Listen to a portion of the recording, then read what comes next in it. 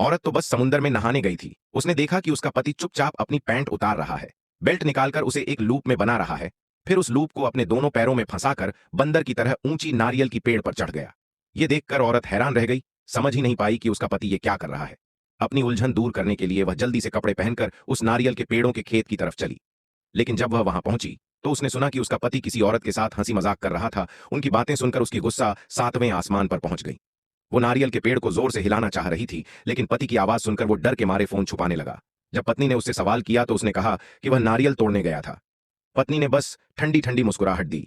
पति सोचने लगा कि उसकी बातों से कुछ पता नहीं चला, मगर पत्नी के दिमाग में पहले से ही कुछ और चल रहा था। रात को जब पति उसके पास सो रहा था, पूरी तरह से छुट्टियों का मजा लेते हुए, औरत ने दिन भर की बातों का जिक्र तक नहीं किया। मासूम पति को पता भी नहीं चला कि उसकी पत्नी चुपके से उसका फोन उठाकर देख रही थी और अब उसने फोन का पासवर्ड भी खोज निकाला था। इस वक्त उसकी उम्मीदें पूरी तरह टूट चुकी थीं।